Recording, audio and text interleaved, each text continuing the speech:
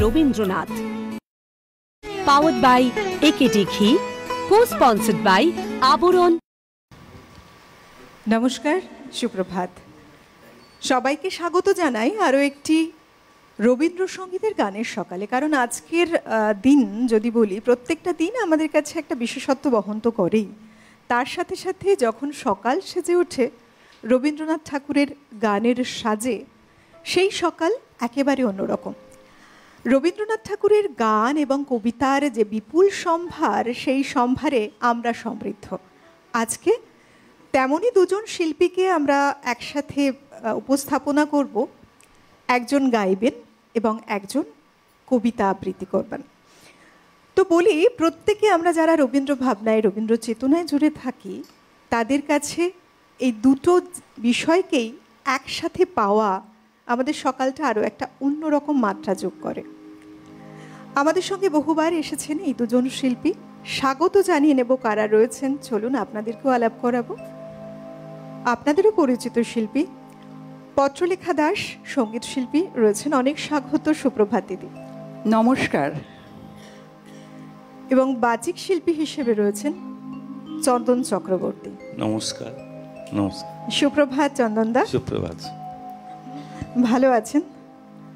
অনেক পুজো পার্বণ, অনেক কিছু কাটিয়ে আজকে প্রথম দেখা। কথা বলবো, গান শুনবো, কবিতা শুনবো, তার সাথে স্বাগত জানাবো যন্ত্রানুষঙ্গে যারা রয়েছেন আমাদের যন্ত্রসঙ্গীত শিল্পীরা। প্রত্যেক দিনের মতোই অভিজিৎদা রয়েছেন কিবোর্ডে, পিয়ানোতে, মৃগাঙ্কদা তবলায়, রয়েছেন বিক্রম দা অক্টোপ্যাডে। সবাইকে স্বাগত, সুপ্রভাত।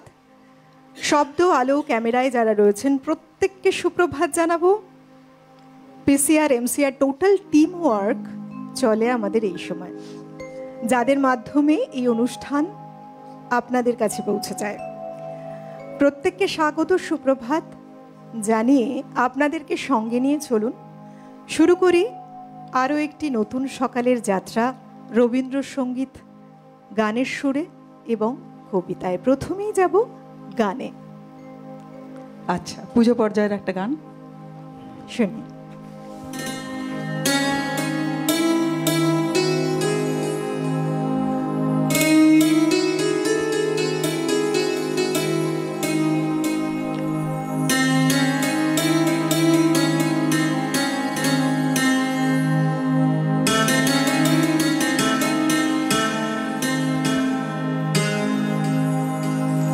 তোমারি নামে নয়ন মেলিন পূর্ণ প্রভাতে আজি, তোমারি নামে নয়ন মেলিন পূর্ণ প্রভাতে আজি, তোমারি নামে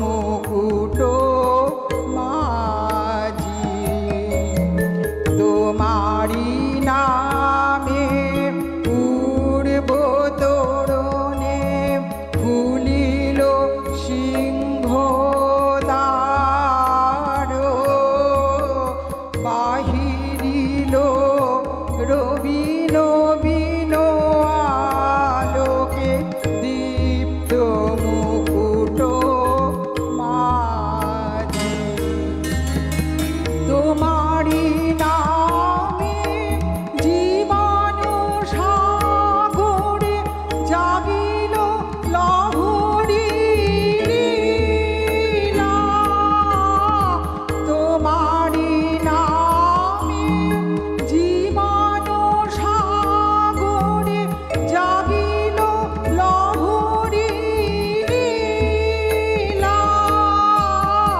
তোমারি নামে নিখিল ভুবন বাহিরে আসিল সাজি তোমারি নামে নয়ন মেলিল পূর্ণ প্রভাতে আজি তোমারি নামে খুলিল হৃদয় শত দল দল রাজি তোমারি নামে নয়ন মেলিল পূর্ণ প্রভাতে আজি তোমারি নামে নয়ন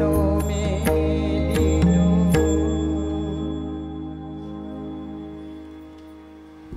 বাহ, পূর্ণতা থেকে জন্ম নেওয়া পূজা। আর এই যে পূজা পূজা পর্যায়ের যে গান রবীন্দ্রনাথ ঠাকুর রচনা করেছেন, তার প্রত্যেকটি পংক্তিতে যেমন রয়েছে ভক্তিরস, তেমনি রয়েছে ভাবনার গভীরতা। এই দুইয়ের মেলবন্ধনে কত সুন্দর রচনা করেছেন কবি একের পর এক। আজকে আমাদের বিষয়ে যে ভাবনা, শিক্ষক রবীন্দ্রনাথ। মূলত রবীন্দ্রনাথ ঠাকুর আমাদের জীবনে যে কতখানি গুরুত্ব রাখেন, আজকের সময় দাঁড়িয়েও যে কতখানি প্রাসঙ্গিক, তা তার প্রত্যেকটি চিন্তা ভাবনা যেভাবে আমাদের মনে তিনি রোপণ করেছেন তার লেখনীর মাধ্যমে, সেটাই প্রকাশ। যে আজকে আমরা যারা রবীন্দ্র ভাবনায়, রবীন্দ্র চেতনার সাথে জুড়ে থাকি, তার বিষয়ে লেখাপড়া করি, কিছুটা জানি, তারা প্রত্যেকেই জীবনে নতুনভাবে বাঁচতে শুরু করি, নতুন আঙ্গিকে জীবনটাকে দেখতেও শুরু করি। জীবনটাকে সরল থেকে সরলীকৃত যদি করেন, তিনি হচ্ছেন রবীন্দ্রনাথ ঠাকুর। তার লেখনীর এতটাই গভীরতা এবং এতটাই ভাবধারায় প্রসারিত। শিক্ষাক্ষেত্রেও রবীন্দ্রনাথ ঠাকুরের ছিল দৃঢ় দৃষ্টি, এবং তিনি শিক্ষকই বটে আমাদের জীবনে।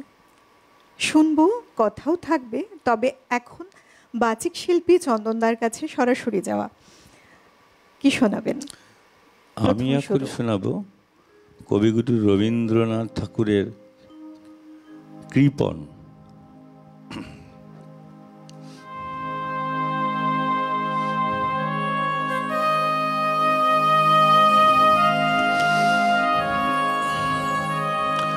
আমি ভিক্ষা করে ফিরতেছিলাম গ্রামের পথে পথে, তুমি তখন চলেছিলে তোমার স্বর্ণ রথে। অপূর্ব এক স্বপ্ন সম লাগতেছিল চক্ষে মম, কি বিচিত্র শোভা তোমার, কি বিচিত্র সাজ। আমি মনে ভাবতেছিলাম, এ কোন মহারাজ। আজি শুভক্ষণে রাত পোহালো, ভেবেছিলেম তবে আজ আমারে দ্বারে দ্বারে ফিরতে নাহি হবে। বাহির হতে নাহি হতে কাহার দেখা পেলেম পথে, চলিতে রথ ধনধান্য ছড়াবে দুই ধারে, মুঠা মুঠা কুড়িয়ে নেব নেব ভারে ভারে।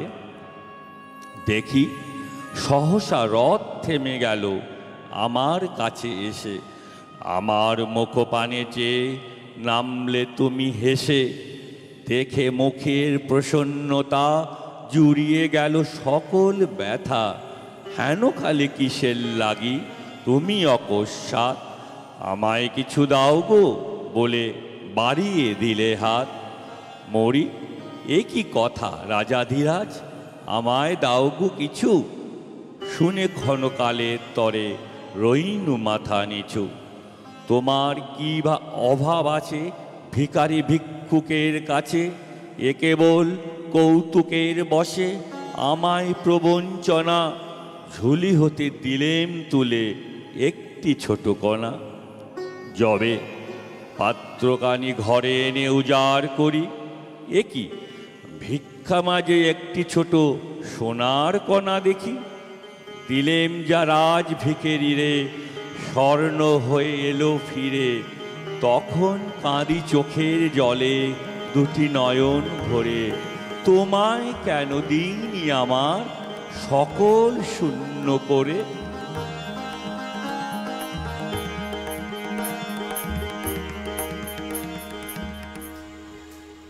বাহ, কবি যেন তার কথা এখানে একটা উদার মনের কথাও বলেছেন, যে আমাদের উদার মনও হতে হবে।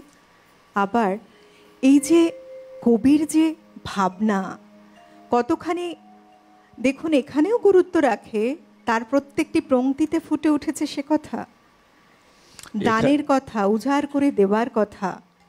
এবং বিভিন্ন সময় আমরা কিন্তু দেখি যে যত দেওয়া যায়, মানে দান, এই দান মনোভাব, একবার দান দিলে মানুষ বলে শত শত গুণ হয়ে ফিরে আসে, মানুষের মধ্যে ঈশ্বরের বাস।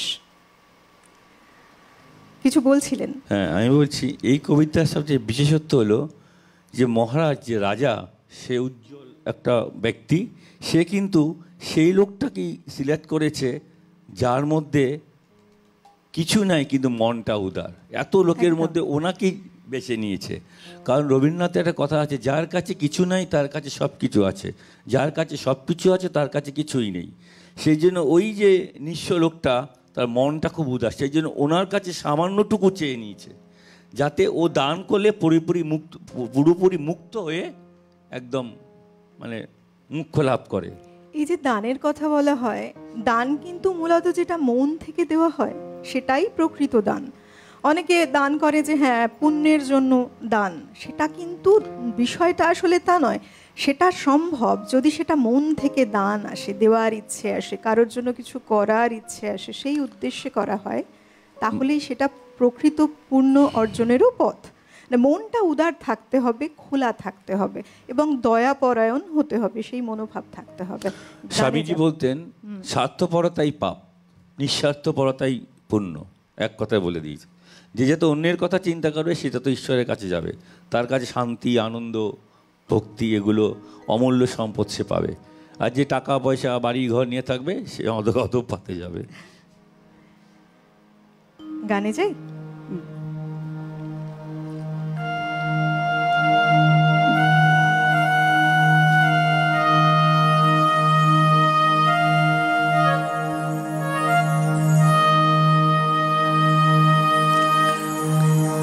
যে ধ্রুব পদ দিয়েছ বাঁধি বিশ্বদানে, মিলাব তাই জীবন গানে। যে ধ্রুব পদ দিয়েছ বাঁধি গগনে তব বিমালনী, হৃদয়ে লাভ তাহারি মিলে শান্তিময়ী গভীর বাণী, নীরব প্রাণে। যে ধ্রুব পদ দিয়েছ বাঁধি বিশ্বদানে, মিলাব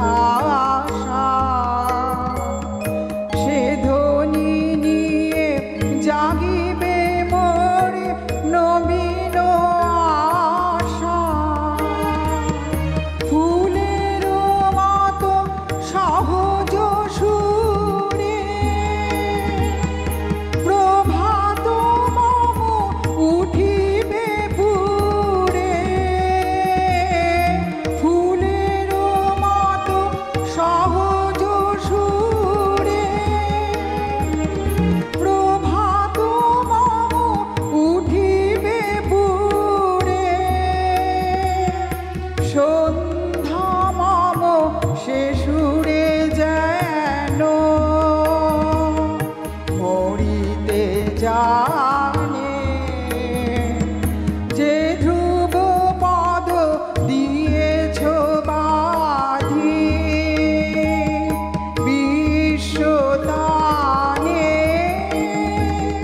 মিলাব তাই জীবন গানে, যে ধ্রুব পদ দিয়েছ বাঁধি।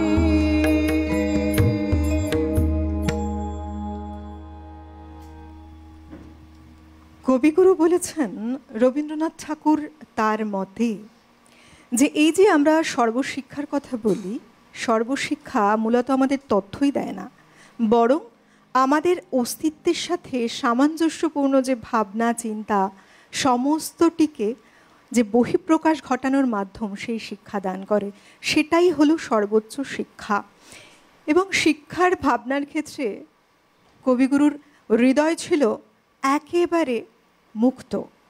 তিনি মনে করতেন যে এই যে চার দেওয়ালের গণ্ডির মধ্যে ছেলেমেয়েদের রেখে শিক্ষাদান এবং কিছু কিছু নিয়ম কানুন বেঁধে একেবারে সুশাসক হিসেবে শাসনের সাথে শিক্ষাদান, তার প্রয়োজন নেই। তার থেকে বরং অনেক ভালো খোলা আকাশের নিচে মুক্ত মনে একজন শিক্ষক যদি অভিভাবক হিসেবে, পথপ্রদর্শক হিসেবে, বন্ধুর মতো তার শিক্ষা দান করেন, শিখাতে পারেন তার ছাত্রছাত্রীদের, সেটাই হলো প্রকৃত শিক্ষা। এবং তার থেকেই প্রকৃত শিক্ষিত হওয়াও যায়, শিক্ষা লাভ করা যায়। অনেক ছোট গল্প, কবিতা তিনি লিখেছেন যেখানে মাস্টারমশাই যারা শিক্ষক, তাদের কতখানি গুরুত্ব, সেই গুরুত্বকে তিনি উল্লেখ করেছেন। বলবো সে কথা, এবার কবিতা শুনি একটা। আমি একটা কথা বলছি, রবীন্দ্রনাথ ঠাকুর বলেছিলেন একটা বাতি কখনোই আরেকটা বাতিকে জ্বালাতে পারে না যদি সে নিজে জ্বলতে থাকে। মানে বলছে শিক্ষককেও সেই ছাত্রের সাথে নিজেকেও মানে শিক্ষার্থী হিসাবে থাকতে হবে, মানে একটা মনের যেন ব্রিজ তৈরি হয়।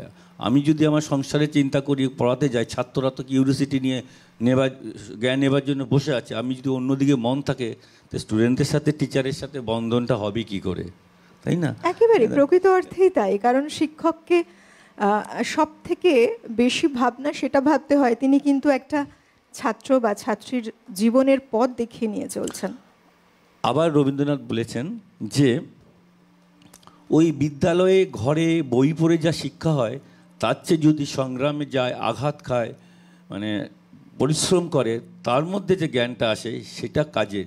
এবং আমাদের মধ্যে রবীন্দ্রনাথ বলেছে যে কেরানিগিরি এবং ডেপুটিগিরি করার শিক্ষা, আমরা এমন একটা জিনিস নিয়ে পড়তে বাধ্য হই আর্থিক অবস্থা খারাপ বলে, যেটা আমাদের প্রতি কোনো উৎসাহ নেই বা আনন্দ নেই, নিরানন্দ। শিক্ষার মধ্যে আনন্দ না থাকলে শিক্ষা হয় না, রবীন্দ্রনাথ বাবা বলেছেন। এবং শিক্ষা মানে আমরা এমন জিনিস পড়ি যেটা আমাদের হজম হয় না এবং আমাদের বোঝা হয়ে যায়, অহংকারী হই। এবং আমাদের শিক্ষার যে আসল যে দরকার ছিল, স্বামীজি যেটা বলতেন, education is the manifestation perfection already even, মানুষের মনের মধ্যে যে পূর্ণ বিকাশ, সেটা হলো শিক্ষার উদ্দেশ্য। আমরা এমন কিছু প্রফেশনাল কোয়ালিফিকেশান নিয়ে যেটা আমাদের ভালো লাগে না, পড়তে হয় চাকরির জন্য, তারপরে আমার এই কুশিক্ষাটাই আমাদের মধ্যে মনের মধ্যে একটা অন্ধকার এনে দেয়। সেই জন্য যেটা যার কিউরিওসিটি, যেটা জানতে চায়, সেটাই নিয়ে আনন্দের সাথে পড়লেই শিক্ষার যে মানে ফলটা আমরা পাই। ভালোবাসা আনন্দ না থাকলে কোনো কিছুই রপ্ত করা যায় না সেভাবে। এবার কি শোনাচ্ছেন? আচ্ছা, এবার করব দুঃসময়। এই কবিতাটা আমি কেন নিলাম, এই কবিতা আছে, যদিও সন্ধ্যা আসিছে মোহন, খুব খারাপ সময় আসবে, চারিদিকে অন্ধকার নেমে আসে, সেই সময় বলছেন যে হে মানে মানব, তুমি কিন্তু মানে পথ ছেড়ে দিও না, সংগ্রাম করতে করতে এগিয়ে যাও, একদিন তুমি তার পথের দিশা পাবে। কীরকম সময় আসবে, কত প্রলোভন আসবে, তুমি তোমার আঘাত খেতে খেতে, এটাই একটা শিক্ষার একটা ব্যাপার। এইভাবে আমরা শিক্ষা লাভ করি। ঠিক আছে, আমি করছি এটা। দুঃসময়।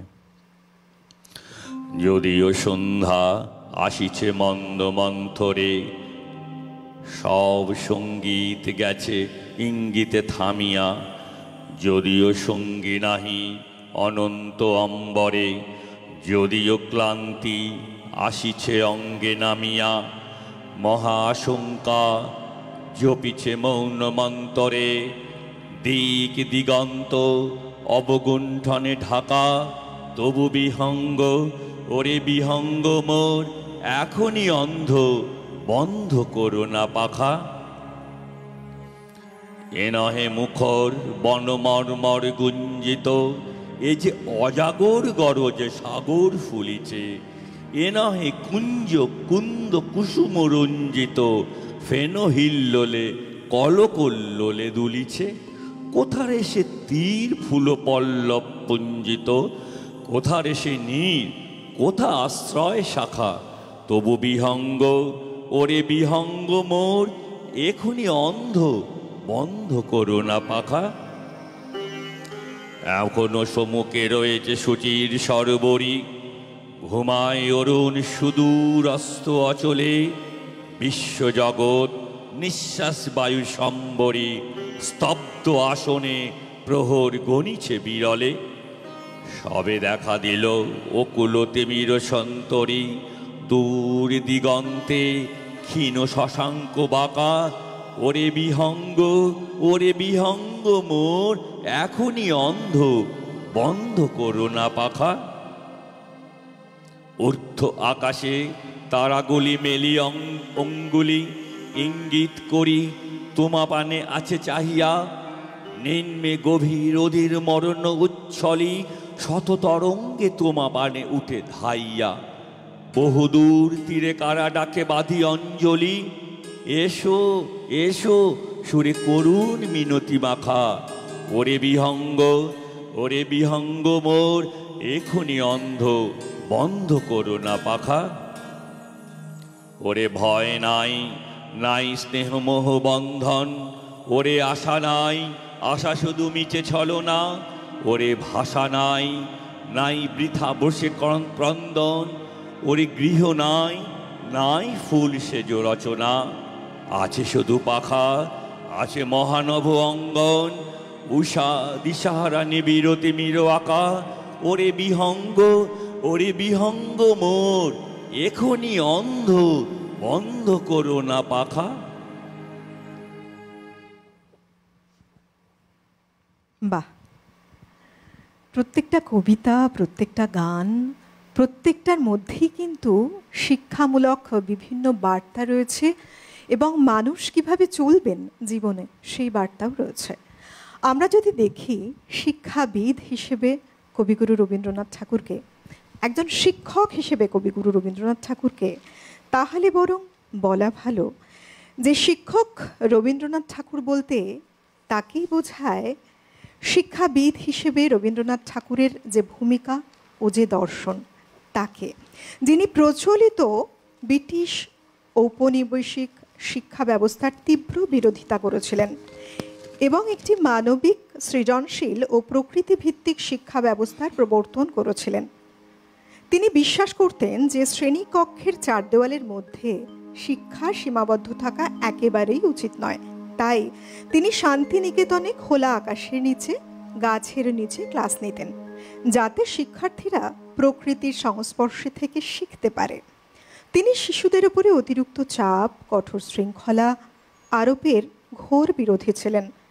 বরং শিশুর মধ্যে স্বাধীন চেতা, স্বাধীন চিন্তা ও সৃজনশীলতার উপরে তিনি গুরুত্ব দিয়েছেন। তিনি মনে করতেন যে শিশুদের উপরে চাপ দিয়ে শেখানোর চেষ্টা করলে তাতে বরং তাদের চিন্তা এবং সৃজনশীলতার বিকাশ ঘটবে না, অনেকটাই সংকুচিত হবে।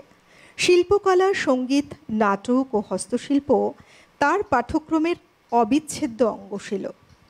রবীন্দ্রনাথ ঠাকুরের শিক্ষা দর্শন ছিল শিশুর শারীরিক, মানসিক, নৈতিক, আধ্যাত্মিক এবং বৌদ্ধিক সব ধরনেরই বিকাশের ওপরে জোর দেওয়া। এবং দেখুন, আজকে আমরা যে বিষয় নিয়ে চলেছি, প্রত্যেকটা মুহূর্তে আমরা নতুন নতুন কিছু শিখতে পারছি, জানতে পারছি। সত্যি প্রকৃত অর্থে রবীন্দ্রনাথ ঠাকুর শিক্ষক। এখন নিয়ে নিচ্ছে একটা ছোট্ট বিরতি, সবাই সঙ্গে থাকুন, ফিরে আসছে বিরতির ওপারে। প্রতিদিনের Rabindranath. powered by AKT Ghee, co-sponsored by Aburon. Hello. বিরতি নিয়ে ফিরে এলাম। আপনারা দেখছেন প্রতিদিনের রবীন্দ্রনাথ। আজকে আমাদের বিষয় ভাবনা শিক্ষক রবীন্দ্রনাথ। গান এবং কবিতা এই নিয়ে আমাদের সকাল থেকে যাত্রাটা শুরু করেছি আমরা। আবার গান কবিতা শুনবো, তবে প্রথমে পত্রলেখা দিই তোমার কাছে। আচ্ছা, ওই পুজো পর্যায়ের গানই করছি। পুজো পর্যায়ে বেশ।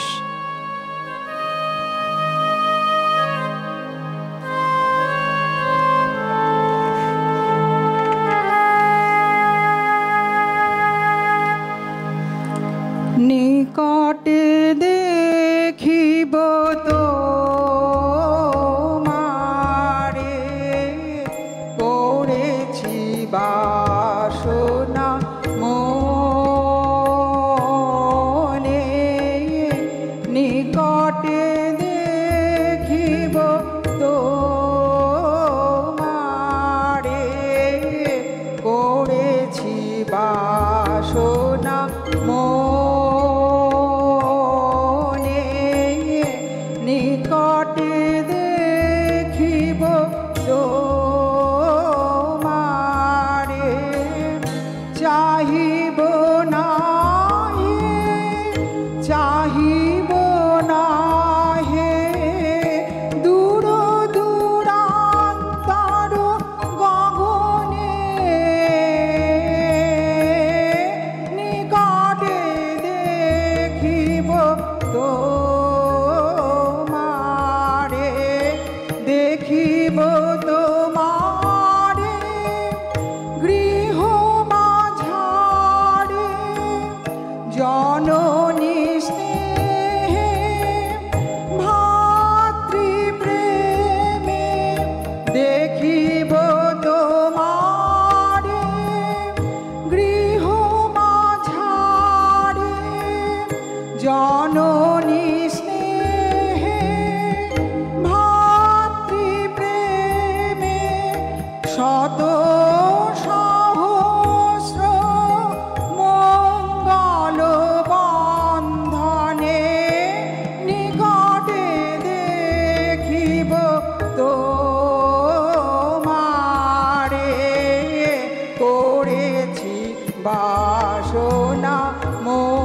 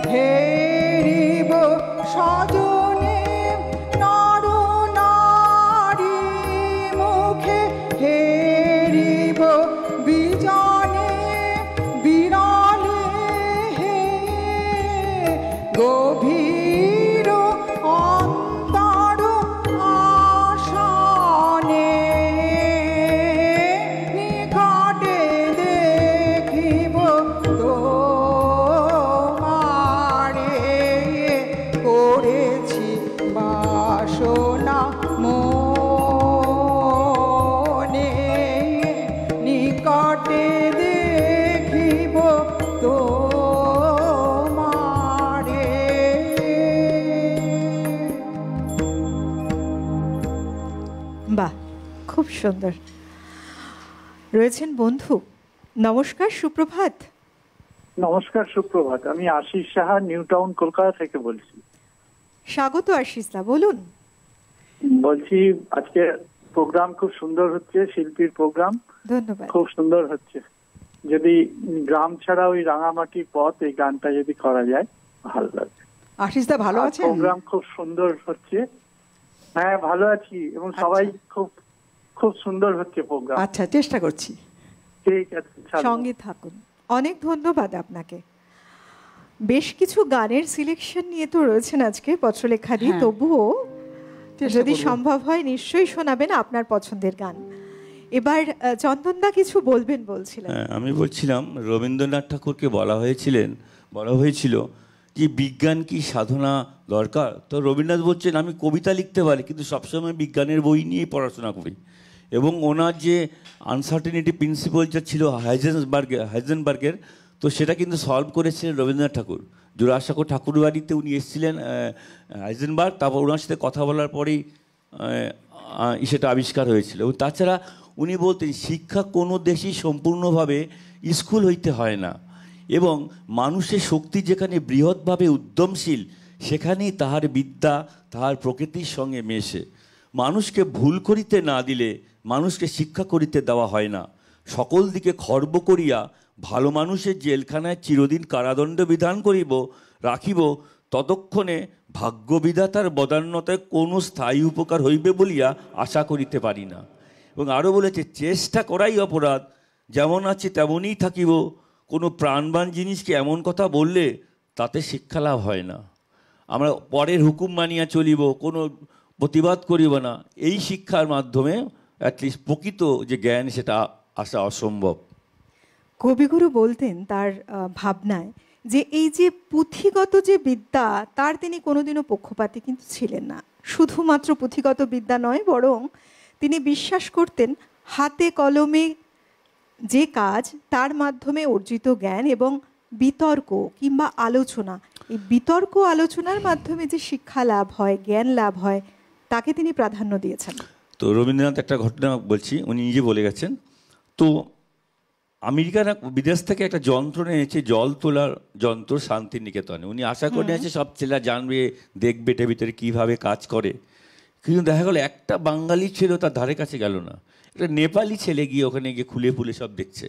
এই যে বিজ্ঞান, আমরা কিন্তু অনেকেই জানি, এবার অনেকেই জানি না আচার্য জগদীশচন্দ্র বসুকে কে পাঠিয়েছিলেন? রবীন্দ্রনাথ। উনি ওখানে বহুদিন ধরে লন্ডনে আছেন। তখন জগদীশচন্দ্র বসু আমি আর পারছি না, আমার টাকা ফুরিয়ে যাচ্ছে, আমি চলে আসি। বলেন না, টাকার ব্যবস্থা আমি করে দেব, তুমি ভারতের মান উজ্জ্বল না করে আসতে পারবে না, সেটা আমি দেখব। তারপর রবীন্দ্রনাথ ত্রিপুরার রাজাকে চিঠি লিখলেন, উনি টাকা পাঠাতেন।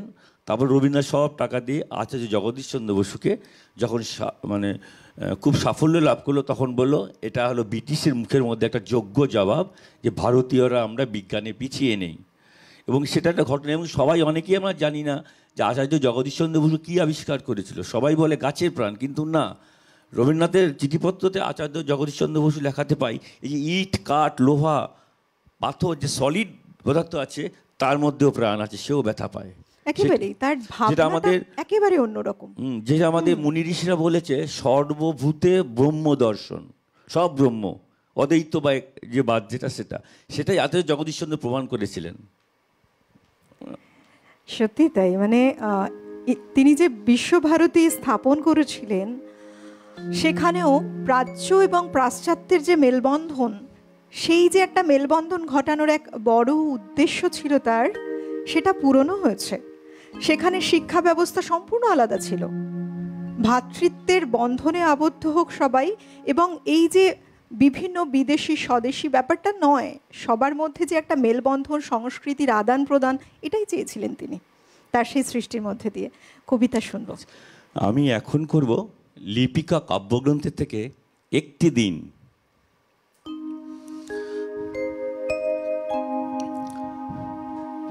মনে পড়ছে সেই দুপুর বেলাটি, ক্ষণে ক্ষণে বৃষ্টিধারা ক্লান্ত হয়ে আসে, আবার দমকা হাওয়া তাকে মাতিয়ে তোলে। ঘরে অন্ধকার, কাজে মন যায় না। যন্ত্রটা হাতে নিয়ে বর্ষার গানে মোল্লারের সুর লাগালেন।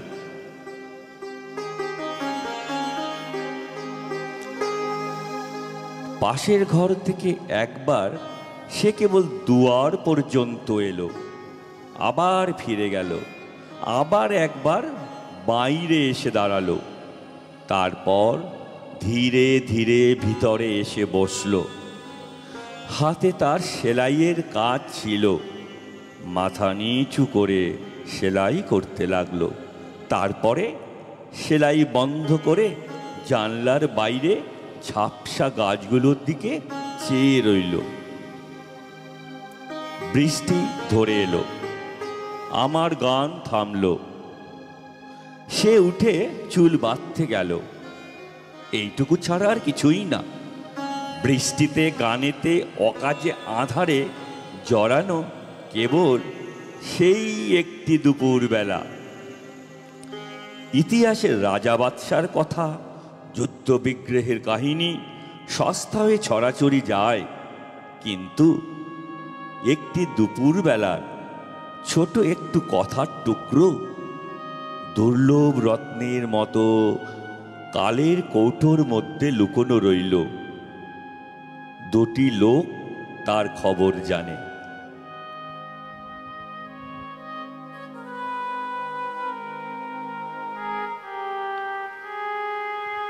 বাহ, তার সাথে এই টোনটা এত সুন্দরভাবে মিশে গেল। অভিজিৎদা, থ্যাঙ্কস তোমাকে।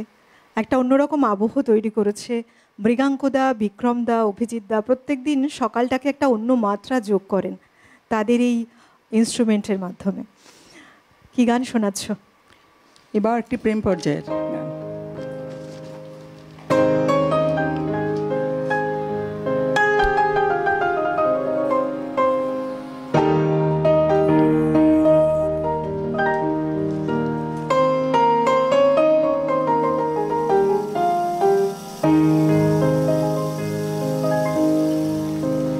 অনেক দিনের আমার যে গান আমার কাছে ফিরে আসে, তারে আমি শুধাই তুমি ঘুরে বেড়াও, ঘুরে ঘুরে ঘুরে বেড়াও কোন বাতাসে। অনেক দিনের আমার যে গান, যে ফুল গেছে সকল ফেলে, গন্ধ তার কোথায় পেলে? যে ফুল গেছে সকল ফেলে, গন্ধ তাহার কোথায় পেলে? যার আশা আজ শূন্য হলো, কিশোর জাগাও তাহার আসে। অনেক দিনের আমার যে গান,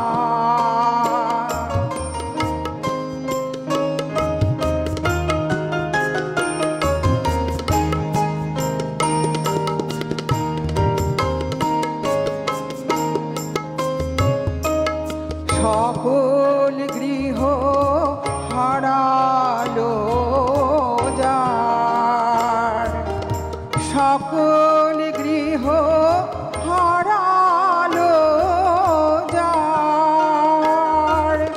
তোমার কানে তারি বাসা, যার বিরহের নাই অবসান, তার মিলনের আনে ভাষা। সকল গৃহ হারালো যার, শুকালো যে নয়ন বাড়ি তোমার সুরে কাঁদন গাড়ি। শুকালো যে নয়ন বাড়ি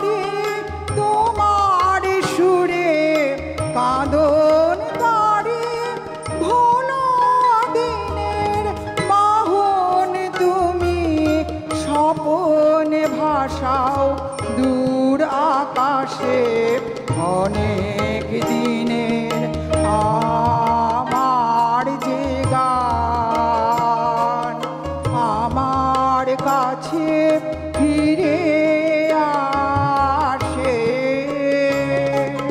তারে আমি শুধাই তুমি ঘুরে বেড়াও ঘুরে ঘুরে ঘুরে বেড়াও কোন বাতাসে অনেক দিনের আমার যে গান।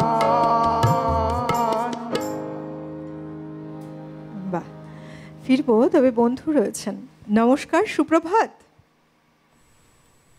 হ্যালো, হ্যাঁ হ্যাঁ বলুন। কে রয়েছেন, কোথা থেকে? আমি বর্ধমান থেকে নন্দা সাহা। বলুন। হ্যালো। হ্যাঁ বলুন, হ্যাঁ। আমরা শুনতে পাচ্ছি। আচ্ছা, পত্র খুব ভালো হচ্ছে অনুষ্ঠান। আরে, আমি আর ভালো মা আছিস? দুজনে মিলে বসে দেখছি, হ্যাঁ, খুব সুন্দর আচ্ছা। লাগছে। ভালো আছিস তো? হ্যালো। হ্যাঁ হ্যাঁ ভালো আছি। আচ্ছা শোনা যাচ্ছে না কেন টিভিতে? হ্যাঁ খুব ভালো লাগছে। আচ্ছা আচ্ছা ঠিক আছে, অনেক ভালোবাসা। সঙ্গে থাকুন, ধন্যবাদ। কি হয় দিদি? আমার বান্ধবী। আচ্ছা, আর তার আগে একজন ফোন করলেন, সেই দাদা হচ্ছেন আমার এক বান্ধবীর হাজব্যান্ড। সেই মানে তুমি অনুষ্ঠান করতে এসছো, ভালোবেসে গানটা গাইছো, নিজেদের যারা ফোন করেন হ্যাঁ, আপন করলে খুব ভালো লাগে, সত্যি তাই। চন্দনদা, কবিতায় যাই। হ্যাঁ, এবার আমি করব। আগে একটা এপিসোডে আমি আবৃত্তি করছিলাম, তো একজনে আমাকে রিকোয়েস্ট করেছিল ফোনে যে একই বিনতে দুটি কোশ্চেন নজরুলে করে, এটা তো প্রতিদিনের রবীন্দ্রনাথ, এটা তো করা যাবে না। সেই জন্য আমি রবীন্দ্রনাথের ওইরকম একটা কবিতা, বাংলার মাটি বাংলার জল বাংলার বায়ু, সেটা করব। আমি একটু কথা বলে নিই। স্বামীজি বলতেন ধর্ম কি? ধর্ম মানে পশুকে মানুষ করা। সেখানে ধর্ম মানে এটা না যে পূজা, আমরা পুজো করি ঠাকুরকে, আমাকে চাকরি দাও, টাকা দাও, কিন্তু সেটা কিন্তু কুসংস্কার জন্মায়, সেখান থেকে বিভেদ আসে। সেরকম আগে যে আমাদের সাথে দেখতে হবে সিমিলারিটি কোথায়। আমাদের সাথে বাঙালিদের মধ্যে একই ভাষা, একই সংস্কৃতি, একই চৈত্রিক গঠন, একই আপনার জলবায়ু, একই রকম আমরা শ্রমিক শ্রেণী। কিন্তু আমাদের মধ্যে যে বিভেদটা হলে কি হবে, যে ধর্মের উদ্দেশ্য সবাইকে এক করে দেওয়া অদ্বৈত বেদান্ত মতে, সেই ধর্মই আমাদের মধ্যে বিভেদ আনছে। তো সেরকম একটা রবীন্দ্রনাথ যখন ব্রিটিশরা দেখেছে এই বাঙালিকে প্রতিবাদ করছে দেশ স্বাধীন করার জন্য, এদেরকে ডিভাইড করতে হবে, সেইভাবেই তখন এই গানটা রবীন্দ্রনাথ লেখে বঙ্গভঙ্গের বিরুদ্ধে। তো সেটা হলো কারণ একটা কথা আছে, একটা বাগানে বিভিন্ন রকম ফুল ফুটে, সব একরকম ফুল ফোটে না। প্রকৃতি অনুযায়ী ঈশ্বরই বিভিন্নভাবে তৈরি করে এবং সেই বৈচিত্র্য অনুযায়ী ধর্মের সৃষ্টি, উদ্দেশ্য কিন্তু এক, তাই না? আমরা কি করি, ধর্মের জায়গায় সম্প্রদায়কে দেবো বসাই। তো আমি এখন করছি বাংলার বাটি বাংলার জল।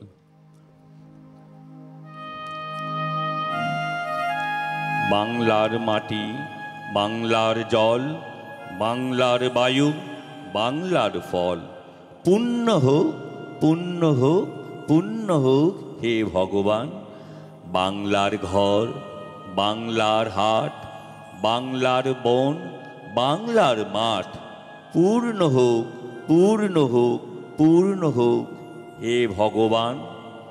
বাঙালির পণ বাঙালির আশা বাঙালির কাজ বাঙালির ভাষা, সত্য হোক সত্য হোক সত্য হোক হে ভগবান। বাঙালির প্রাণ বাঙালির মন বাঙালির ঘরে যত ভাই বোন, এক হোক এক হোক এক হোক হে ভগবান।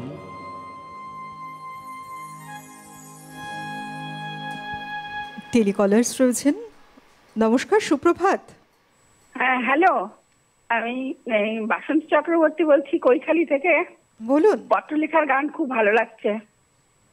আচ্ছা বৌদি, হ্যাঁ হ্যাঁ, করেছি তো, হ্যাঁ, ভালো লাগছে। বলো। আচ্ছা, আমার হ্যাঁ, বৌদি, হ্যাঁ, আচ্ছা। মানে আমি গান শিখতাম একজনের কাছে, তার বৌদি। বেশ। ওনারাও গানের জগতের। কথা বলুন, ফোন করেছেন তো। ভালো হচ্ছে বৌদি? হ্যাঁ হ্যাঁ ভালো আছি। ভালো আছো তো? হ্যাঁ হ্যাঁ ভালো আছি। আচ্ছা আচ্ছা, তুমি গাও, ভালো লাগছে আমার। বেশ, সঙ্গে থাকুন, অনেক ধন্যবাদ। ওনার দেওরের কাছে আমি অনেকদিন গান শিখেছি, কাঞ্চনদা। কাঞ্চনদা সেই সময় ধরুন বছর মোটামুটি 40 বছর আগে, উনি তখন প্রতি মাসে শান্তিদেব ঘোষের কাছে আর প্রতি মাসে মায়া সেনের কাছে গান শিখতে আসতেন। তার কাছে ওনার কাছে আমি শিখেছি। মানে তোমার গান মানে শেখার আমার শুরুটা হয়েছিল একেবারে ছোট থেকে? একবারে ছোট থেকে না, আমার একটু মাধ্যমিক পাশ করার পর থেকে, বড় হয়ে, একটু বড় হয়ে। আচ্ছা, কি গান শোনাবে এবার? এরপরে পূজা পর্যায়ের গানটা।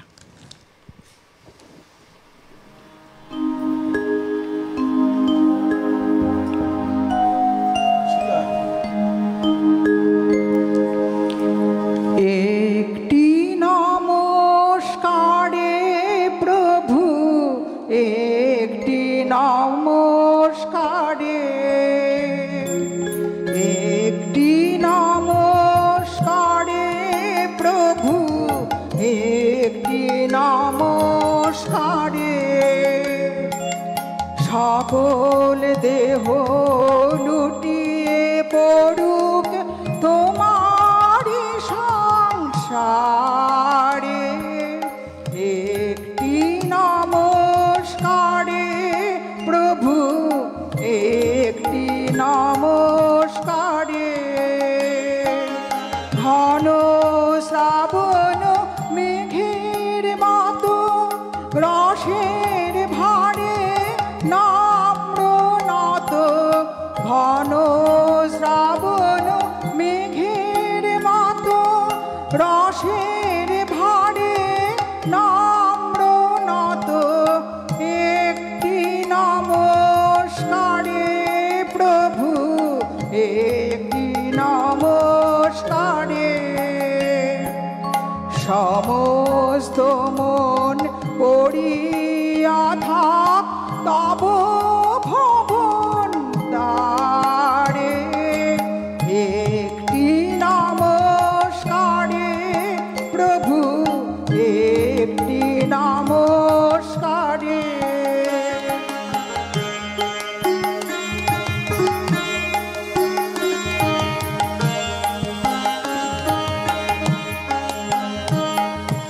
নানা সুরের আকুল ধারা মিলিয়ে দিয়ে আত্মহারা, একটি নমস্কারে প্রভু, একটি নমস্কারে, সমস্ত গান সমাপ্ত হোক নীরব পাড়াবারে, নানা সুরের আকুল ধারা মিলিয়ে দিয়ে আত্মহারা, একটি নমস্কারে প্রভু, একটি নমস্কারে, সমস্ত গান সমাপ্ত হোক নীরব পাড়াবারে, হংস যেমন মানস যাত্রী তেমনি সারা দিবস রাত্রি, একটি নমস্কারে প্রভু, একটি নমস্কারে,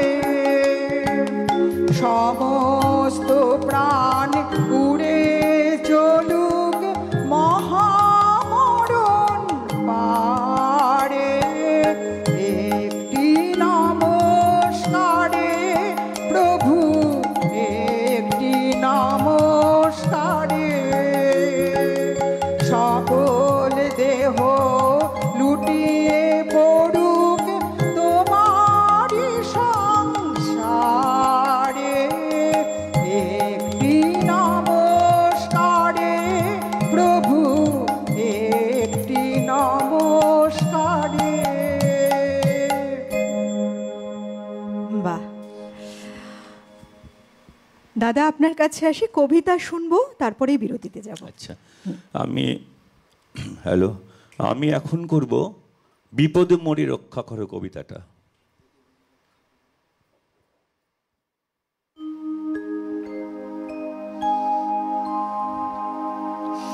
বিপদে মরি রক্ষা করো এ নহে মোর প্রার্থনা, বিপদে আমি না যেন করি ভয়। দুঃখ তাপে ব্যথিত চিতে নাই বা দিলে সান্ত্বনা, দুঃখে যেন করিতে পারি জয়।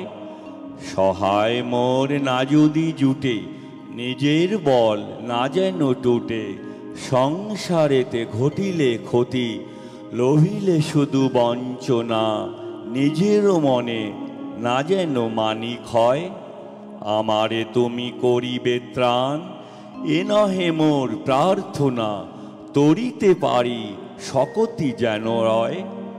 আমার ভার লাঘব করে নাই বা দিলে সান্ত্বনা, বহিতে পারি এমনই যেন হয়।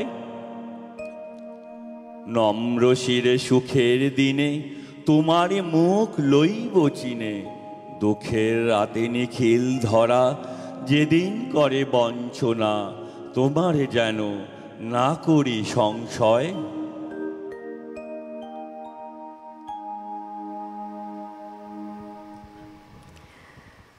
কত সুন্দর বার্তা। এবং আমাদের জীবনের কথাও বলি, বিভিন্ন সময় আমরা কিন্তু ঈশ্বরের উদ্দেশ্যেই নিবেদিত প্রাণ। যখন কোনো উপায় কোথাও থাকে না, আমরা তার শরণাপন্ন হই। সঙ্গে থাকুন, নিয়ে নিচ্ছি একটা ছোট্ট বিরতি। দেখা হচ্ছে বিরতির ওপারে। প্রতিদিনের রবীন্দ্রনাথ, পাওয়ার্ড বাই একেডি ঘি, কো স্পন্সর্ড বাই আবরণ।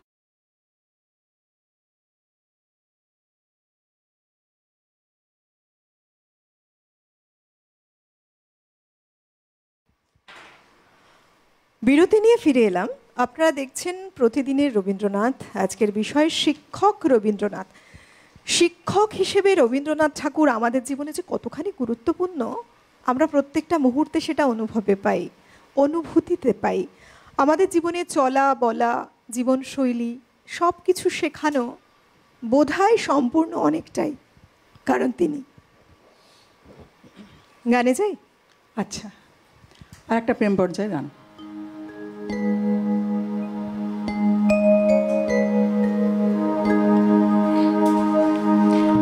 আমার মনের মাঝে যে গান বাজে, শুনতে কি পাও গো?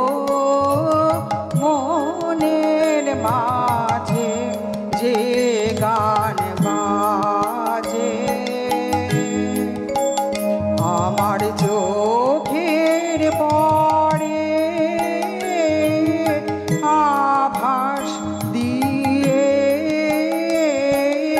যখনই যাও গো আমার মনের মাঝে যে গান বাজে।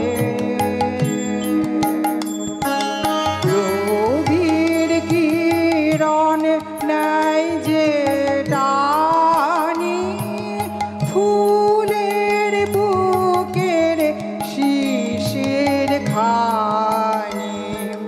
রবির কিরণ নাই যে টানি, ফুলের বুকের শিশির খানি। আমার প্রাণের সে গান তুমি, তেমনি কি নাও গো আমার মনের মাঝে যে গান বাজে, শুনতে কি পাও গো? মনের মাঝে যে গান বাজে।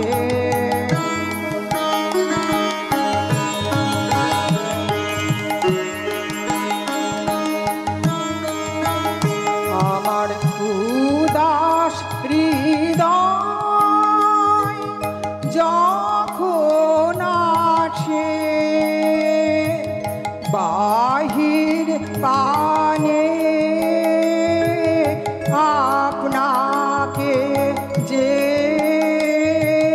দেয় ধরা, সে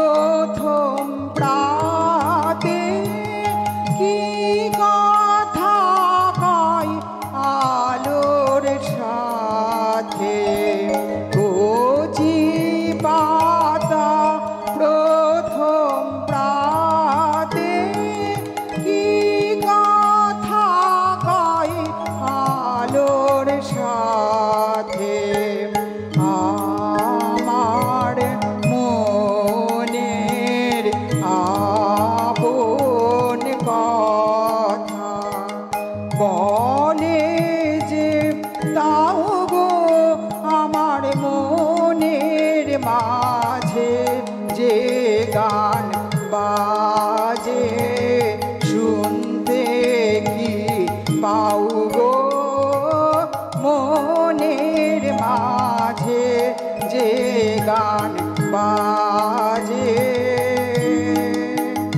আমার চোখের পরে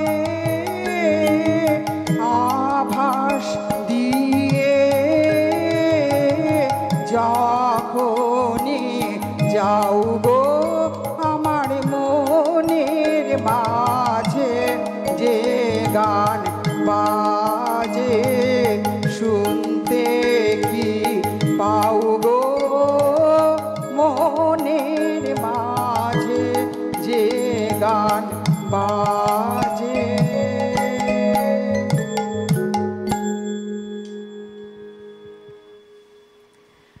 রবীন্দ্রনাথ ঠাকুরের গান নিয়ে কি তোমার শিক্ষা শুরু হয়েছিল গানের? না, প্রথমে আমি সব রকম গানই শিখতাম, কিন্তু অল্পদিন পরেই এত ভালোবাসা জন্মালো যে রবীন্দ্রসঙ্গীতই বেছে নিলাম। আচ্ছা, সম্পূর্ণ ভালোবাসা থেকে? হ্যাঁ, এটা একদমই ভালোবাসা। একেবারেই তাই। আমরা যারা একটুখানি এই রবীন্দ্র চর্চার সাথে জুড়ে রয়েছি দেখতে পাই তার প্রত্যেকটি ভাবনা কতখানি আলাদাই। শান্তিনিকেতন স্থাপন করেছিলেন তিনি 1901 সালে, এবং এখানেই আমরা দেখতে পাই যে আধুনিক যে শিক্ষামূলক ব্যবস্থা, সেই আধুনিক শিক্ষা ব্যবস্থার ছোঁয়া রয়েছে সেখানেই, যেখানে তিনি প্রকৃতির প্রতি ভালোবাসা, প্রেম, তার সাথে শিক্ষাকে এক অদ্ভুত মেলবন্ধনে জুড়েছিলেন একসাথে।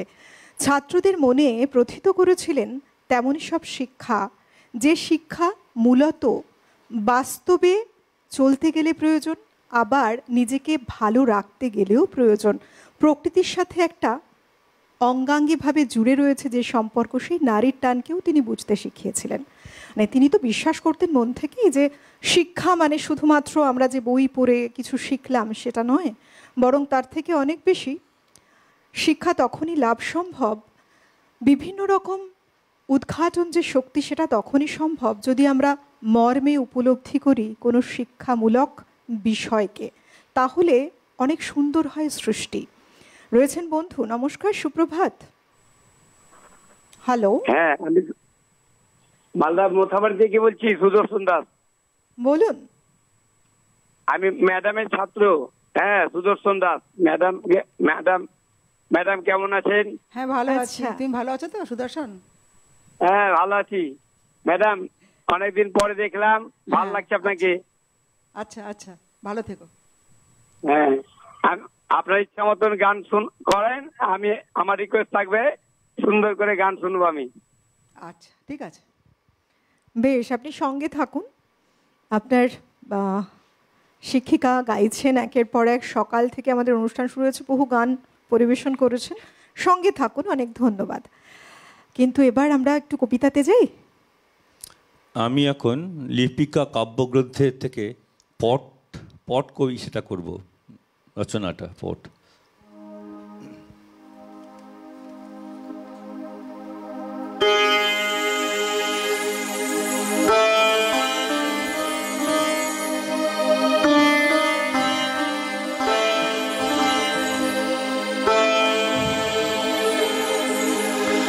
যে শহরে অভিরাম দেবদেবীর পট আঁকে, সেখানে কারো কাছে তার পূর্ব পরিচয় নেই।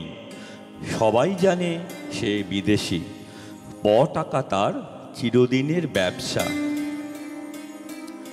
সে মনে মনে ভাবে, ধনী ছিলেম, ধন গিয়েছে, হয়েছে ভালো। দিনরাত দেবতার রূপ ভাবি, দেবতার প্রসাদে খাই, আর ঘরে ঘরে দেবতার প্রতিষ্ঠা করি। আমার এই মান কে কাটতে পারে? এমন সময় দেশের রাজমন্ত্রী মারা গেল। বিদেশ থেকে নতুন এক মন্ত্রীকে রাজা আদর করে আনলে। সেদিন তাই নিয়ে শহরে খুব ধুম। কেবল অভিরামের তুলি সেদিন চলল না। নতুন রাজমন্ত্রী এই তো সেই কুড়িয়ে পাওয়া ছেলে, যাকে অভিরামের বাপ মানুষ করে নিজের ছেলের চেয়ে বেশি বিশ্বাস করেছিল। সেই বিশ্বাসী হলো শীতকাঠি। তাই দিয়ে বুড়োর সর্বস্ব সে হরণ করলে, সেই এলো দেশের রাজমন্ত্রী হয়ে। যে ঘরে অবিরাম পটাকে সেই তার ঠাকুর ঘর। সেখানে গিয়ে হাত জোর করে বললে, এই জন্যই কি এতকাল রেখায় রেখায় রঙে রঙে তোমাকে স্মরণ করে এলেম? এতদিনে বর দিলে কি এই অপমান? এমন সময় রথের মেলা বসলো। সেদিন নানা দেশের নানা লোক তার পট কিনতে এলো। সেই ভিড়ের মধ্যে এলো একটি ছেলে, তার আগে পিছে লোক লস্কর। সে একটি পট বেছে নিয়ে বললে, আমি কিনব। অভিরাম তার নফরকে জিজ্ঞাসা করল, ছেলেটি কে? সে বললে, আমাদের রাজমন্ত্রীর একমাত্র ছেলে। অভিরাম তার পটের উপর কাপড় চাপা দিয়ে বললে, বেচব না। শুনে ছেলের আবদার আরও বেড়ে উঠল। বাড়িতে এসে সে খায় না, মুখ ভার করে থাকে। অভিরামকে মন্ত্রী থলি ভরা মোহর পাঠিয়ে দিলে। মোহর ভরা থলি মন্ত্রীর কাছে ফিরে এলো। মন্ত্রী মনে মনে বললে, এত বড় স্পর্ধা! অভিরামের উপর যতই উৎপাত হতে লাগলো, ততই সে মনে মনে বললে, এই আমার জিত। প্রতিদিন সকাল থেকেই অভিরাম তার ইষ্ট দেবতার একখানি করে ছবি আঁকে। এই তার পূজা, আর কোনো পূজা সে জানে না। একদিন দেখলে ছবি তার মনের মতো হয় না, কি যেন বদল হয়ে গেছে। কিছুতেই তার ভালো লাগে না, তাকে যেন মনে মনে মারে। দিনে দিনে সেই সূক্ষ্ম বদল স্থূল হয়ে উঠতে লাগলো। একদিন হঠাৎ চমকে উঠে বললে, বুঝতে পেরেছে। আজ সে স্পষ্ট দেখলে দিনে দিনে তার দেবতার মুখ মন্ত্রীর মুখের মতো হয়ে উঠছে। তুলি মাটিতে ফেলে দিয়ে বললে, মন্ত্রীর জিত হলো। সেই দিনই পট নিয়ে গিয়ে মন্ত্রীকে অভিরাম বললে, এই নাও সেই পট, তোমার ছেলেকে দিও। মন্ত্রী বললে, কত দাম? অভিরাম বললে, আমার দেবতার ধ্যান তুমি কেড়ে নিয়েছিলে, এই পট দিয়ে সেই ধ্যান ফিরে নেব। মন্ত্রী কিছুই বুঝতে পারলে না।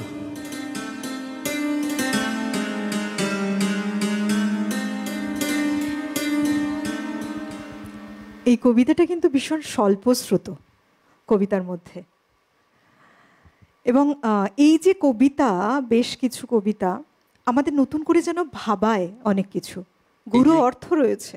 আমি একটা কথা বলছি, অর্থটা খুব সাংঘাতিক। ওর মনের মধ্যে যে অভিরামের মনে একটা রাগ ঢুকে গেছে, রাগ এসে গেছে। সেই জন্য ওর যে শিল্প সৃষ্টি বাধা পাচ্ছে, ক্রিয়েটিভিটি আটকে যাচ্ছে, মনটাকে অসম্পূর্ণ হয়ে যাচ্ছে। ও তখন যখন দিয়ে দিল, সে কিন্তু আবার সে মনের মাধুর্যটা খুঁড়ে পেলে শিল্প সৃষ্টি করতে লাগলো। মানে কোনো সৃষ্টি করার সময় মনের মধ্যে পরিপূর্ণতা লাগবে, দ্যাট ইজ শিক্ষা। মানে শিক্ষার মাধ্যমে এই পরিপূর্ণটা আসে, যেটা স্বামীজি বলতেন, education is the manifestation perfection already in man. মানুষের মধ্যে আছে এটা, কিন্তু মানুষ আবরণ ঢেকে রেখেছে কর্মফলের মাধ্যমে। শিক্ষা লাভের মাধ্যমে, কর্মের মাধ্যমে সেটাকে মুক্ত করে আলোকিত হতে হয়। এখানে রবীন্দ্রনাথ বলছে, একটুকু আমার মধ্যে হিংসা বা রাগ আমি রাখিনি, যেই রেখেছি আমি তখনই আমার মূর্তি নষ্ট হয়ে যাচ্ছে। ঠিকই, শিক্ষাটা খুব প্রয়োজন, এবং যে শিক্ষার কথা বারবার রবীন্দ্রনাথ ঠাকুর তার লেখার মধ্যে দিয়ে বলে গেছেন, শিক্ষাটা ঠিক কেমন হওয়া উচিত, মন ঠিক কেমন হওয়া উচিত। আমি একটা কথা বলি, যেই দেশগুলো শিক্ষাকে গুরুত্ব দিয়েছে তারা এগিয়ে গেছে, কিন্তু আমাদের কয়টা দেশ আছে, শুধু আমাদের হিন্দুদের দেখলে হবে না, মুসলিমদের বুঝতে হবে যে ধর্মে ধর্মে হানাহানি করা উচিত না। শিক্ষার মাধ্যমে এই মোহ অন্ধকার দূর হবে। শিক্ষিত নেই বলেই শিক্ষাটা প্রপার হয়নি বলে আমাদের মধ্যে দ্বন্দ্ব। কিন্তু যেই দেশগুলো দেখবে ধর্ম করে আছে, কর্মকে বাদ দিয়ে, সে দেশ উন্নতি করতে পারে না।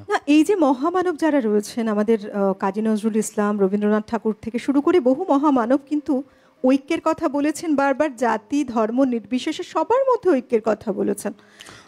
মানুষ সবার মধ্যে সব থেকে বড় ধর্ম হচ্ছে মানুষের ধর্ম, মানব ধর্মের থেকে বড় তো কিছু নেই, এটাই হলো মূল। ধর্ম মানুষকে এক করে, বিশ্ব মানবতা, যেমন বিশ্বভারতী, তারপরে রামকৃষ্ণ মিশন, ওখানে মুসলিম টিচারও আছে, মুসলিম স্টুডেন্টও আছে, মানে ওই ধর্ম নিয়ে হানাহানি বা সাম্প্রদায়িকতা আমরা আলাদা করে আর বলবো না। তার কারণ আমরা যে শিক্ষা পেয়েছি সেটাকে যদি মর্মে মজ্জায় গ্রহণ করে নিয়ে এগিয়ে চলতে পারি, সেটা আমাদের সকলের জন্যই ভালো, দেশের ভালো, দশের ভালো তো বটেই। গানে যাব। আচ্ছা, পুজো পর্যায়ে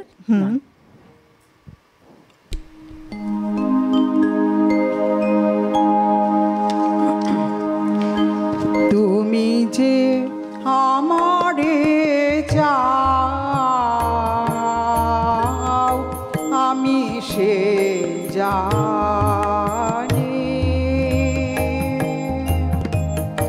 তুমি যে আমারে চাও আমি সে জানি, কেন যে মোরে কাঁদাও আমি সে জানি,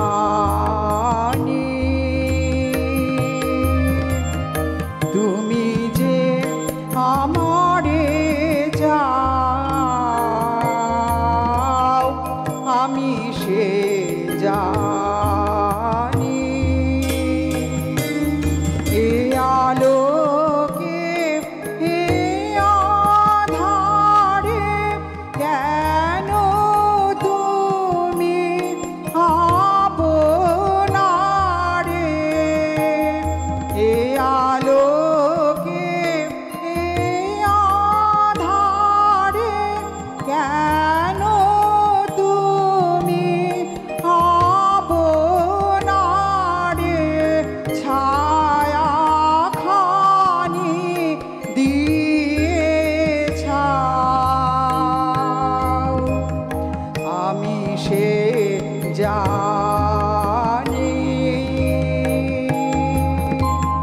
তুমি যে আমারে যাও আমি সে জানি।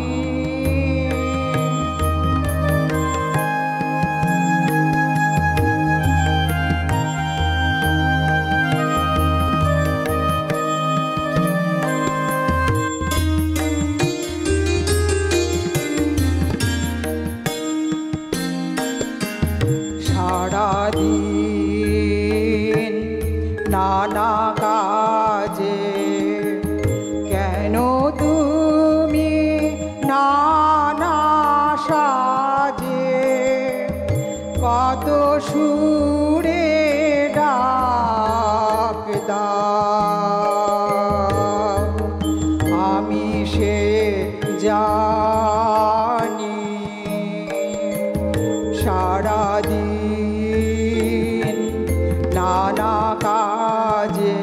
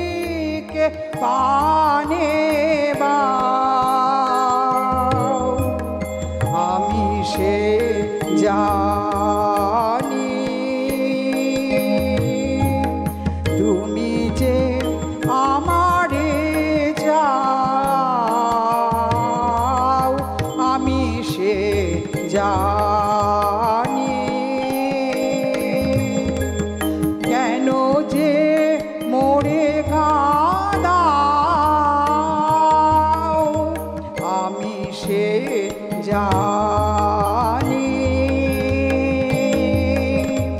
তুমি যে আমারে চাও আমি সে জানি। বাহ, তোমার এক ছাত্র ফোন করেছিল দিদি। হ্যাঁ, ও বর্তমানে টিচার আচ্ছা, স্কুলের। তোমার কি গানের স্কুল আছে না এমনি না, না। শেখাও? আমি গানের স্কুল নেই, আচ্ছা, আমি শিখি, এখনো শিখি গান। প্রত্যেকেই শিল্পী যারা তারা কারণ শিখছেন, শেখার তো শেষ নেই, জানার শেখাচ্ছে। শেষ নেই, একেবারে তাই। এখনো আমি শিখি। বাহ, খুব ভালো, শিখতে থাকো। মানে আমরা প্রত্যেকেই শিখছি প্রত্যেক আসলে এত মুহূর্তে। গান, প্রচুর গান, রবীন্দ্রসঙ্গীত ঠিক, এক জন্মে তো শেখা যাবে না, যাই হোক চেষ্টা করছি যতটা শেখা যায়। অনেক শুভেচ্ছা তোমাকে। এবার দাদা, আপনার কথা শোনা হয়নি কিছুই, কবে থেকে শুরু কবিতার প্রেম? ছোটোবেলা যখন আমরা আসামে ছিলাম তখন মা আমাকে শিখিয়ে থেকে স্টেজে উঠাতো, ও তখন থেকে ইন্টারেস্টটা গ্রো করে। তারপর তো পড়াশোনার জন্য হোস্টেলে চলে যাই, মাধ্যমিক পাস করার পর 6 বছর হোস্টেলে ছিলাম, 2 বছর উচ্চ মাধ্যমিক, তারপর 4 বছর ইসে। তারপরে চাকরি ক্ষেত্রে ব্যাঙ্গালোর এদিক ওদিক বিভিন্ন জায়গায় পোস্টিং হওয়ার পর সব বন্ধ হয়ে গেছে। তারপরে এখন যখন কলকাতায় আসায় যখন এই চাকরিটা পেয়েছি, এখন যে চাকরিটা করছি রামকৃষ্ণ মিশনে, যেহেতু গভর্নমেন্ট জব, সেই জন্য মোটামুটি সময় পেয়েছি বলে আবার 2016 থেকে আবার নতুন করে ইন্টারেস্টটাকে গ্রো করতে করতে আস্তে আস্তে চেষ্টা করছি, এই আর কি। আমি একটা বিষয় খুব দেখেছি যে ছোটবেলা থেকে যেটা হয় না, মানে একেবারে ছোটবেলা থেকে একটু একটু করে যেটা বড় হয়ে ওঠা মানুষ, সেটা একটা পরিবেশ থাকে, অনেক কিছু হয়তো শেখার হাত ধরে শুরু করলো, কোনো একটা সময় হারিয়ে যায়, কিন্তু ভেতর থেকে কিন্তু বিষয়টা হারায় না। আবার কোনো রকম যদি একটা এমন জায়গা পাওয়া যায়, মানুষ মূল স্রোতে ফিরে আসেন তার জীবনে। মানে ছোটবেলায় কি হয়, ভালোবাসাগুলো। অবচেতন মনে ওটা এসে থাকে, হ্যাঁ। পরে যখন আমাদের বাস্তব জগতে ঘাত প্রতিঘাতের মধ্যে ওটাকে আমরা মানে ঠেকে যায় বিভিন্ন উত্তেজনায়, আবার যখন ঠান্ডা মাথায় চিন্তা করা যায় তখন আবার ওই যে ফিলিংটা, মধুর ফিলিংটা ফিরে আসে, সবাই আবার ওখানেই যেতে চায় একেবারে। এবং দেখুন এই যে এবার বলি যে রবীন্দ্রনাথ ঠাকুরকে নিয়ে যারা রীতিমতো সকাল থেকে রাত পর্যন্ত রবীন্দ্র যাপন করেন, গান, কবিতা, উপন্যাস, কাব্যগ্রন্থ সব কিছুর মধ্যে যারা থাকেন, প্রত্যেকের কাছে রবীন্দ্রনাথ ঠাকুর কিন্তু আলাদা আলাদা করে, তার মতো করে। আপনার ভাবনায় রবীন্দ্রনাথ ঠাকুর ঠিক কেমন? আমার কাছে রবীন্দ্রনাথ ঠাকুর হলো, ওনার মধ্যে যে জ্ঞান আছে পরিপূর্ণ জ্ঞান। একটা মানুষের যতখানি জ্ঞান থাকলে পারলে তিনি মুক্ত হয়ে যান, মহাপুরুষ হয়ে যান, সেই জ্ঞানটা উনি জন্ম থেকেই, ওই যে একদম সূর্যোদয় দেখলে আজি এ প্রভাতে রবিকর কবিতাটা লিখলো না, ওই সময় উনি মুক্তি পেয়ে গেছেন। তো ওই যে দৃষ্টিটা ওনার কি দেখেছিলেন সূর্যোদয়, ওইটাই ওনার ঋষি হয়ে যাওয়ার একটা স্টেপ মানে হয়েছে। তারপর তো ওনার আধ্যাত্মিক জ্ঞান আছে সব। রবীন্দ্রনাথ বলছেন মানুষের চোখের মধ্যে না ঠুলি পরানো থাকে ছেলেদের।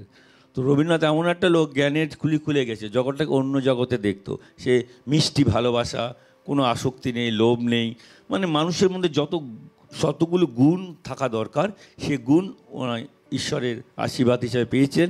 সেইভাবে উনি আমাদেরকে লিখে গেছেন যে এইভাবে মধুর, যেমন ঠাকুর রামকৃষ্ণ বলতেন যে মিছরির স্বাদ পায় সে চিটগুলোর স্বাদ নেয় না, যে প্রেমের স্বাদ পায় সে ওই আসক্তির দিকে যায় না। রবীন্দ্রনাথ হলো এমন একটা লোক, সব প্রেম মানে ওই আসক্তিরা, যেমন রাধাকৃষ্ণ প্রেম বা শিশুদের মধ্যে ছোট বয়সে প্রেম, সেই প্রেমের কথাই রবীন্দ্রনাথ বাবার লেগেছে।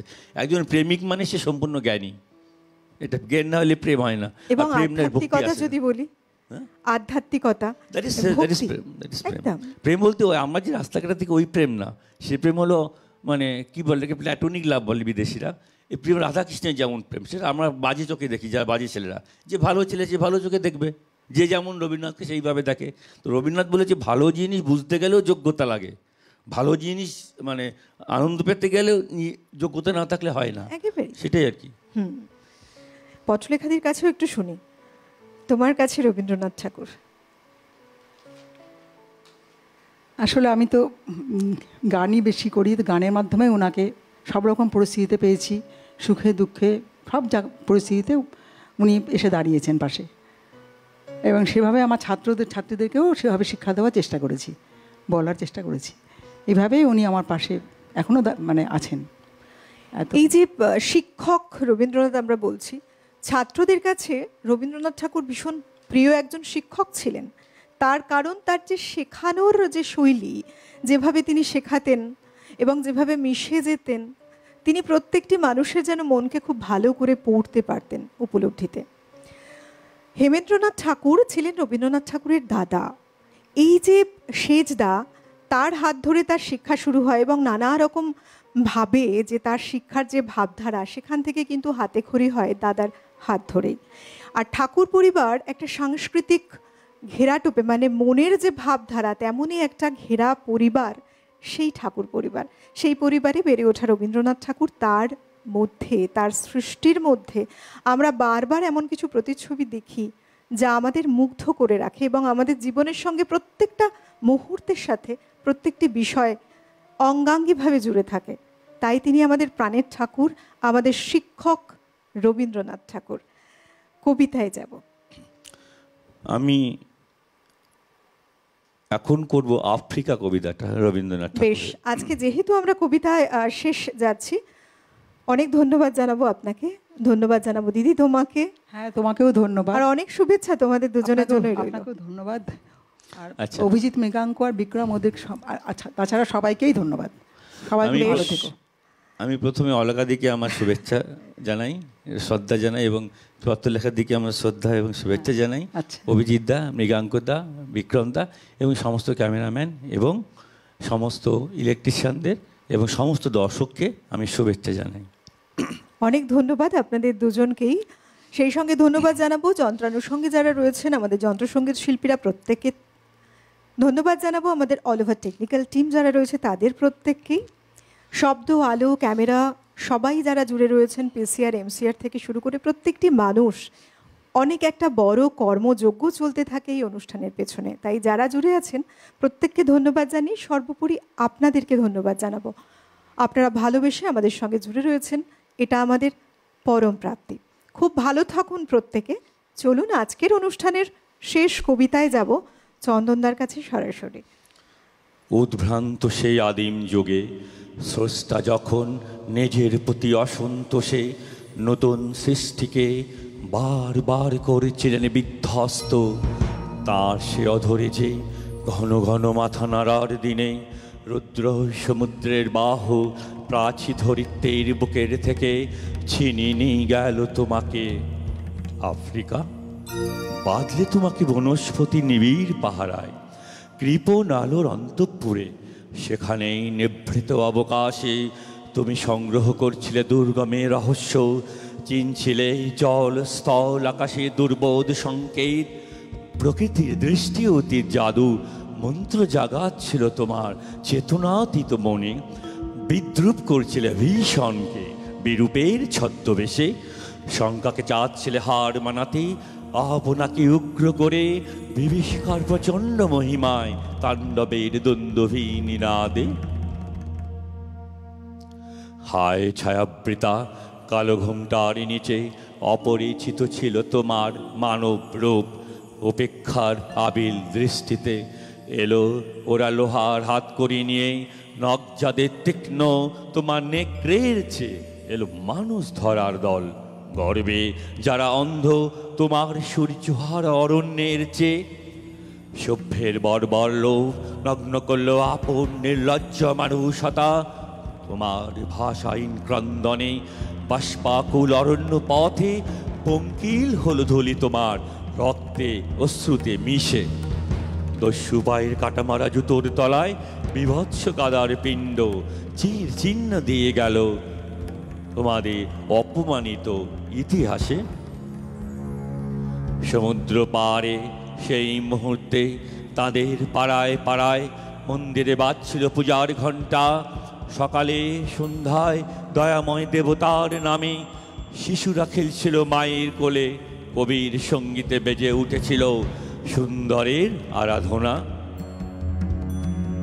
আজ যখন পশ্চিম দিগন্তে প্রদোষকাল ঝঞ্ঝা বাতাসের রুদ্ধশ্বাস, যখন গুপ্ত গহ্বর থেকে পশুরা বেরিয়ে এলো অশুভ ধ্বনিতে করল দিনে অন্তিম কাল, এসো যুগান্তের কবি আসন্ন সন্ধ্যার শেষ রশ্মিপাতে দাঁড়াও ওই মানহারা মানবীর দ্বারে, বলো ক্ষমা করো হিংস্র প্রলাপের মধ্যে সেই হোক তোমার সভ্যতার শেষ পুণ্যবাণী।